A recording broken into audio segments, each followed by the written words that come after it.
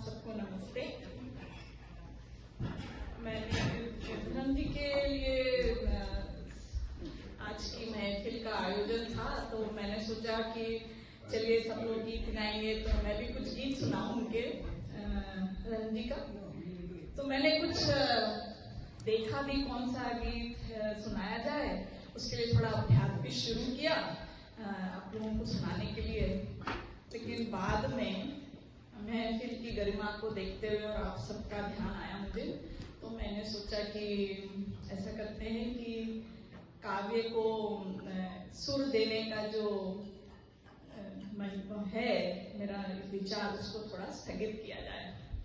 तो वो तो मैंने, लेकिन उसकी जगह कुछ शब्दों को कुछ भाव देने का प्रयास है। और इस काव्य में धर्म जी के कुछ चुनिंदा फिल्मों के नाम पर एक काव्य लिखा और उसको मैं सुनाना चाहती हूँ आप सबको। लेकिन उसके पहले आज सुबह इतना हिमपात देखकर मैं बाहर बैठ के अपने कमरे में जब सुबह एक कप गरम चाय का आनंद ले रही थी और बाहर का हिमपात भी देख रही थी, तो चंद पंक्तियां मेरे मन में आई। तो उन पंक्तियों को मैं आपके साथ पहले साझा करूंगा, उसके बाद मैं धर्म जी के लिए जो मैंने काव्य रचना लिखी है वो सुनाऊंगी। सर्द उजास में दरख्त खड़े, सर्द उजास में दरख्त खड़े, चमकदार सर्द उजास में दरख्त खड़े, तटस्थ निसंग निशब्द, रिक्त नहीं किंतु भार हो।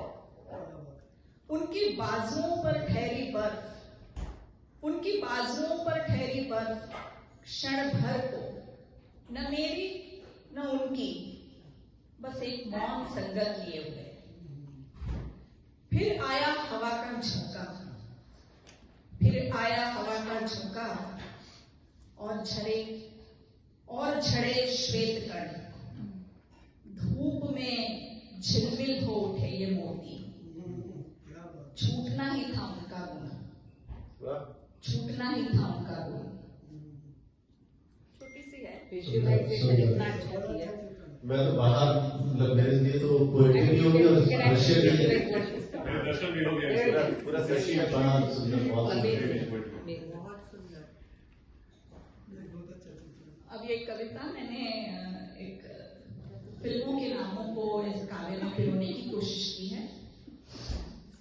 कभी कभी लगता है, कभी कभी लगता है मैं बस यादों की बारात की यात्री हूँ, यादों की बारात, अनपढ़ सी भटकी हुई, अपने ही विचारों की बंदी, पगडंडियां भी जिसे अपनी पहचान नहीं बताती।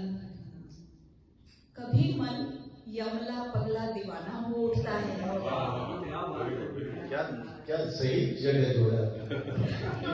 कभी मन यमला पगला दीवाना हो उठता है, विचार मंथन का ज्वार भाटा बनकर।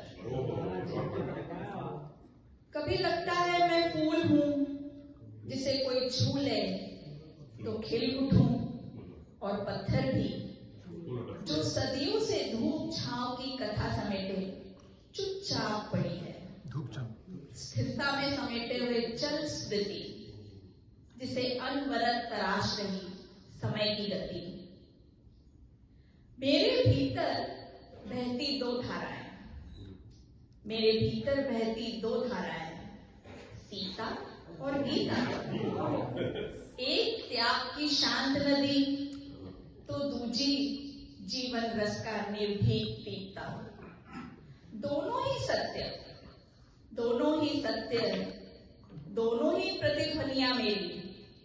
एक कहे स्वार्थ तज और हो और पिता, दूजी कहे निर्मल हृदय से प्रदीप्त कर हर दिशा तेरी।